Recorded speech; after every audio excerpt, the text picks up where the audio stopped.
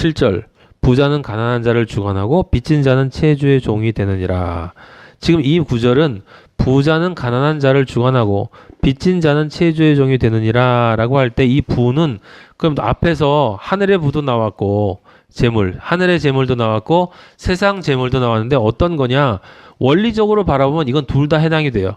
원래 부자는 가난한 자를 주관하지. 이 세상에서도 부자는 가난한 자를 주관해. 그죠? 그 다음에 빚진 자는 그 빚을 돈을 빌려준 자의 종이 되죠. 당연히 그렇게 될 수밖에 없어요. 실제 종이 되는 건 아니지만 시키는 대로 다 움직이잖아. 근데 여기서 중요한 건 이 부와 재물을 어떤 관련해서 바라보는가라고 하는 거죠. 세상 재물을 보지 않고 여기 7절은 무엇으로 보는 것이 더 타당하냐면 하늘의 재물로 보는 것이 더 타당해요. 하늘의 재물.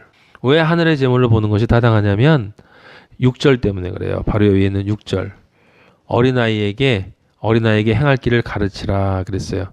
그럼 가르친다라고 하는 것은 주는 것이에요. 주는 것. 가지고 있는 자만 줄 수 있다라고 얘기했어요. 하늘의 재물이라는 것은 뭡니까? 영광, 영화로움, 면류관, 십자가인데 실제로는 말씀. 하늘의 재물은 말씀이지 뭐. 예. 그래서 그 보물을 발견한 다음에 그 사람이 뭘 찾아다닌다고 그랬어요? 진주를 찾아다닌다고 그랬지? 말씀. 진주인 말씀을 찾아다녀요. 진주인 말씀을 찾아낸다는 건 무슨 뜻이에요? 성경을 보면서 그 성경 안에서 영으로 깨닫지기를 간절히 바라면서 한 구절 바라면서 그것이 한 구절이 영으로 이렇게 깨달아질 때마다 와, 정말 또 귀한 거 발견했다. 와, 정말 또 귀한 거 발견했다. 라고 하면서 그것을 발견하면 그 말씀을 자기의 삶 속에서 가장 중요한 말씀으로 이렇게 받아들이는 것. 너무 많이 받아서 너무 감사하잖아요. 저는 너무 감사해요. 아버지가 진주를 쏟아부어 주시기 때문에. 여기 부자가 가난한 자를 주관한다라는 말은 6절에서 어린아이에게 성인이 된 자가 진리를 아는 자가 가르친다라는 것과 맥락이 같은 거예요. 아시겠습니까? 아이는 가난한 자고 가르치는 자는 부자예요. 그러니까 당연히 여기서 주관한다라고 하는 것은 마음대로 한다는 뜻이 아니라 다스린다는 뜻이지. 그런데 부자로서 가난한 자를 확실하게 다스린 사람, 주관한 자가 누구냐면 바로 구약의 요셉이었어요. 요셉은 실제로 가난한 모든 사람들을 주관해서 흉년 때 그들에게 먹을 것을 나눠줬다 이 말이에요. 성경이 말하는 유일한 부자는 요셉이었어. 근데 그 요셉이 누구야? 바로 예수 그리스도. 예수 그리스도가 부자예요. 그래서 부자가 가난한 자에게 식량을 줘요. 말씀을 줘. 오병이어를 줘. 오병을 줘요. 예수 그리스도의 살을 줘. 예수 그리스도가 우리 가난한 자에게 자신의 살, 하늘의 떡을 주심으로 우리를 다스리신다. 아우, 기분 나쁘게 아니요. 다스려주기를 간절히 바라는 거지. 그럼 다스린 다음에 어떻게 돼요? 우리가 그 은혜가 있기 때문에 그 은혜에 대한 빚진 자가 되는 거야. 빚진 자. 예수 그리스도에게 빚진 자가 되고 그 빚진 자가 되기 때문에 자원에서 그 예수 그리스도 우리 아버지의 종이 되는 거예요. 하나님의 종. 고린도후서 8장 한번 찾아보세요. 8장 9절 보면 여러분이 잘 아는 말이 있어요. 우리 주 예수 그리스도의 은혜를 너희가 알거니와 부요하신 이로써 너희를 위하여 가난하게 되심은 그의 가난함으로 말미암아 너희를 부요하게 하려 하심이라. 예수님이 부요하신 자라니까, 부자라니까. 예수님이 부자란 말. 여기 부자는 예수님이야. 예수님이 가난한 우리를 위해서 주관했다라는 말이 무슨 뜻이냐면 가난한 우리를 위해서 스스로 가난하게 되셨는데 누구보다 가난하게 되면 우리보다 아주 지질이 더 궁상맞은 가난한 자가 돼서 십자가에 빨가벗고 달렸다 이 말이에요. 그래서 사형당했다는 거지.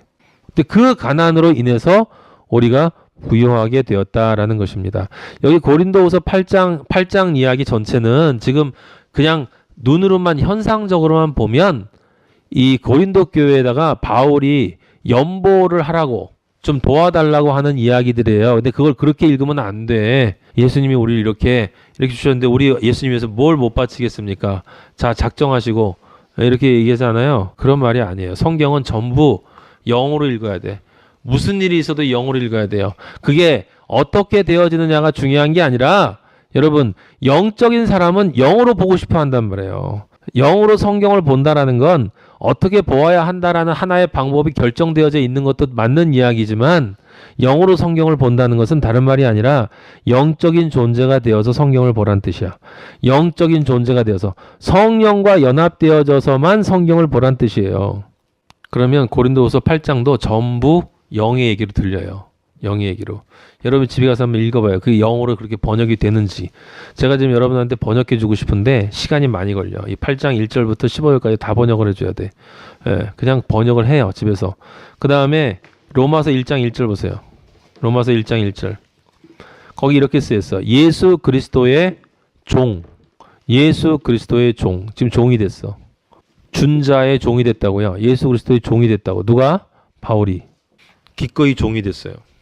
세상 종하고 다르잖아. 예, 종이 되는데 너무 기뻐. 나중에 목도 잘려나가는데 너무 기뻐. 사도로 부르심을 받아 하나님의 복음을 위하여 택정함을 입었으니 1장 14절 찾아요. 1장 14절. 헬라인이나 야만인이나 지혜 있는 자나 어리석은 자에게 뭐라고 쓰였어요? 다 내가 빚진 자라. 빚진 자. 여기 빚진 이야기 나오죠? 지금 우리가 위에서 봤던 그 잠언 이야기에 종이 된다. 빚진 자라고 나오잖아. 부자는 가난한 자를 주관하고 빚진 자는 여기서 빚진 자라는 말이 지금 여기 로마서 1장 14절에 나오잖아요. 내가 빚진 자라. 근데 여기 내가 빚진다는데 이 사람이 바울이 뭐라고 하냐면 헬라인이나 야만이나 지혜 있는 자나 어리석은 자에게 빚진 자래. 이들에게 무슨 빚을 졌어? 예수님한테 빚졌지. 예수님한테 빚졌는데 예수님이 야 나한테 빚진 거 쟤한테 빚진 걸로 해. 그렇게 얘기를 하시기 때문에 알았습니다. 저는 종이니 예수님 주인이 시키는 대로 저들에게 빚진 것으로 생각하고 저는 저들에게 진리를 전하겠습니다. 라고 하는 것이 바울의 생각이죠. 그래서 제가 늘 말하지만 사랑은 내가 남에게 받는데 사랑은 주는 것보다 받는 게 어렵다라고 제가 얘기를 한 거예요. 성경이 말하는 사랑은 주는 것보다 받는 게 어려워. 왜냐하면 주는 것은 아예 불가능해. 우리에게는 사랑은 줄 수 있는 능력이 없어. 우리는 오직 예수 그리스도 사랑을 받는 것이고 그 받는 것이 어려워. 왜? 잘 받아야만 다른 사람에게 줄 수 있기 때문이야. 사랑을 잘 받은 사람, 즉 진리의 말씀을 생명의 떡이신 예수 그리스도를 잘 받은 사람만 그 받은 떡을 진리의 말씀을 다른 존재에게 빚진 것처럼 줄 수 있어요. 그렇기 때문에 바랄 수가 없는 거예요. 제가 여러분들에게 돈을 안 받으니 얼마나 다행이야. 예, 진리의 말씀인데 이거는 아버지가 저에게 이 세상에 누구에게도 열어주지 않은 많은 말씀들 저에게 열어주셨는데 이 귀한 거를 돈을 받고 전해준다고 생각해 보세요. 하나님의 종은 아버지가 먹이신다고 했기 때문에 저는 바울하고 같이 사는 게 너무 좋아. 바울은 천막 만들며 살았지. 그 천막 만드는 것도 천막 만든 거야 그게? 예? 방주 만든 거지. 그게 장막을 만드는 거지. 하나님의 집을 짓는 삶을 사는 거지. 근데 어찌됐건 자기 스스로 돈을 벌어서 자기는 먹고 살게 아버지가 해주시고 너는 나의 종이 돼서 진리를 전해라. 나는 아버지의 말씀만 전하는데 어떤 방식으로든 아버지가 나를 먹여주시는 것을 경험할 때 기쁨이 얼마나 큰지 아세요 여러분? 그걸 실제로 살아봐야 돼. 이번 달에 여러분이 돈 가져와서 나한테 주나 안 주나 헌금이라는 걸로 해서 목사님들이 얼마나 시험을 많이 받겠어요. 그러니까 교인들이 다 와야만 운영이 되는 것이기 때문에 어쩔 수 없이 얼마나 다행인지 몰라요. 그 바울이 멋있는 거야. 바울이 멋있어. 너희들이 너희의 삶을 줘도 이 진리의 말씀을 갚을 수 없어. 진리를 전하는 사람은 그 정도 자존심은 있어야 돼요. 고린도전서 9장 16절 보세요. 그걸 그렇게 써놓은 거야. 그래서 바울이 내가 복음을 전할지라도 자랑할 것이 없음은 내가 부득불할리. 왜? 빚졌기 때문에 하는 거거든. 빚을 갚는 거거든 지금. 저도 아버지한테 지금 빚을 갚고 있는 거죠. 여러분에게 전해주는 것이. 근데 여러분에게 전하는 것만 빚을 갚는 거겠습니까? 저는 여기 오는 아이들에게도 전해야 되고 여기 오는 아이들의 부모님에게도 전해야 되고 길 가다 만나는 사람한테도 전해야 되고 여기 지금 바울이 얘기한 것처럼 헬라인이나 야만이나 지혜 있는 자나 어리석은 자나 내 앞에 나타나는 모든 인간들에게는 가능하면 그들에게 진리를 전해줘야 되는 거예요. 왜냐하면 다 빚진 거야. 빚진 거라고요. 17절 내가 내 자의로 내가 스스로 이것을 행하면 상을 얻으려니와 돈을 받아야지. 월급도 받고 내가 자의로 아니한다 할지라도 나는 사명을 받았다. 내가 아버지로부터 이 명령을 받았다는 말이야. 내가 진짜 사랑하는 그 아버지가 나에게 네가 좀 해주면 안 되겠니? 라고 할 때 저를 써주신다니 아버지? 어떻게 저 같은 놈을 아버지 쓰셔서 저에게 지혜를 주셔서 성경을 깨닫게 해주시고 전해주는 이 영광을 어떻게 감당할 수 있겠습니까? 예수 그리스도를 아는 것이잖아. 말씀을 깨닫는 건. 그런즉 내 상이 무엇이냐? 내가 복음을 전할 때 값없이 전하고 복음으로 말미암아 내게 있는 권리를 다 쓰지 아니하는 이게 그 상이래. 아무것도 안 받겠다는 뜻이죠. 내가 모든 사람에게 자유로우나, 그죠? 저도 그렇거든요. 여러분도 그래야 돼. 모든 사람에게 자유로워야 돼. 어떤 사람에게든지 의존하면 안 돼. 어떤 사람에게든지 종속되면 안 돼. 이 세상의 어떤 존재에게도 안 돼요. 안 돼. 하나님의 사람은 하나님에게만 종속된 거야. 내가 굶어 죽는 한이 있다라 할지라도 스스로 모든 사람에게 종이 된 것은 더 많은 사람을 얻고자 함이라. 그래서 예수님이 마태복음 18장에도 그 달란트 갚는 비유를 얘기했잖아요. 거기 여러분 이거 얘기할 때 사람들이 그런 얘기 많이 하거든. 10,000달란트 빚진 자가 있었는데 10,000달란트는 돈을 갚을 수가 없는 양이라고 그랬죠. 근데 그걸 빚진 자를 갚아줬어. 아버지가. 그러고 나서 얘가 나가서 100데나리온 빚진 놈을 용서해주지 않고 감옥에 넣었다 이 말이에요. 지금 이거를 우리가 한편으로 생각하면 여기 성경에 나와 있는 말처럼 마태복음 18장에 있는 것처럼 그냥 아버지가 날 용서해 줬는데 내가 용서 안 해준다라는 식으로 그냥 생각해도 맞아. 그 말이 틀린 말이 아니고 분명히 그 말이 맞아요. 하지만 이거보다 더 깊이 조금만 들어가 보면 지금 우리가 이야기한 바로 그거거든. 용서를 받았다는 것은 빛이 내 안에 들어왔다는 것이고 진리가 사랑이 내 안에 들어왔다는 것이고 예수 그리스도의 말씀이 내 안에 들어왔다. 사랑을 받았다는 것인데 나가서 용서를 안 해줬다라는 것은 무슨 뜻이냐면 그 사람에게 용서를 전달해 주지 않은 거다라는 말이에요. 하나님과 그 사람 사이에 용서가 일어나도록 내가 진리를 전달해 줘야 되는데 전달해 주지 않은 것을 100데나리온 갚을 놈을 안 갚고 감옥에 넣었다. 그게 바로 구약에 나와 있는 것처럼 가난한 자, 고아인 자, 과부인 자를 핍박하는 거란 말이에요. 그게 마태복음 18장 얘기에 깊은 의미가 그런 의미가 들어가 있는 거예요. 진리를 전해야 한다. 그냥 이거를 용서로만 생각하면 누가 나한테 빚진 자가 없는 사람은 용서해 줄 게 없는 거 아니야 그럼? 아버지가 그런 말 하시는 것 같아요? 아니에요. 네가 받았으면 줘야 한다는 거예요. 네가 받았으면 줘야 한다는 거야. 무엇을 받았어? 용서를 받았어요? 아니요. 용서가 핵심으로 들어가 있는 아버지의 사랑을 받았잖아. 십자가의 사랑을 받았잖아. 여기 지금 마태복음 18장에 10,000달란트를 내가 너에게 탕감해 주었다 라고 할 때 그 왕이 공의의 왕인데 어떻게 그걸 그냥 무조건 탕감해 줘? 그 10,000달란트는 왕이 스스로 십자가에 달려야만 탕감되는 거란 말이에요. 내가 네 대신 죽을게 하고 탕감해 준 거라고 왕이. 근데 이놈이 나가서 그 진리를 전해주지 않은 거예요. 그 사랑을 용서해 주지 않은 게 아니라 자기도 십자가의 길을 가야 되는데 안 갔잖아. 그래서 예수님이 그 얘기를 하는 거예요. 지금 그 얘기. 잠언 22장 8절. 악을 뿌리는 자는 재앙을 거두리니 그 분노의 기세가 쇠하리라. 악을 여러분 여기 표현이 좀 독특한 표현이 있어요. 뭐냐면 악이라는 단어 우리 다 알잖아. 악이라는 건 아버지의 뜻에 어긋나는 게 악이에요. 우리가 아버지 아들로 창조되어지는 것으로부터 비껴나가는 게 악이야. 근데 재앙을 거두지. 당연히 나중에 불못으로 떨어지니까 재앙인데 그 분노의 기세가 쇠하리라. 근데 여기 지금 표현이 중요한 표현이 뭐냐면 뿌린다는 거야. 뿌린다. 악을 뿌려. 악을 뿌리는 게 뭐야? 그게 바로 성경 말씀을 거짓으로 퍼뜨리는 거야. 그게 악을 뿌리는 거야. 그게 위에 지금 가르친다는 것하고 같이 연결이 되는 거다 이 말이에요, 여러분. 지금 여 위에 있는 얘기하고 잠언 위에 있는 얘기와 같이 연결이 되는 거야.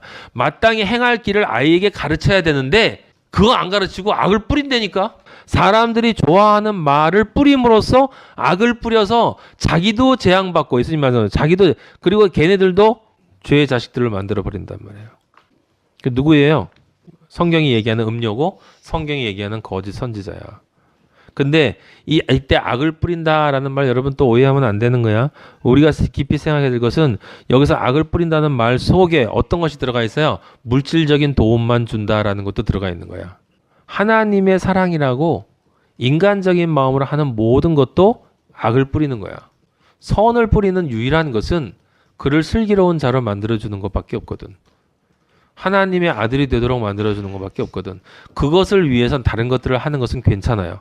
그것을 위해서 다른 것들을 하는 것은 괜찮은데 하지만 그 다른 것들은 아무리 한다 하더라도 실제로 구원으로 나아가는 것은 아니야.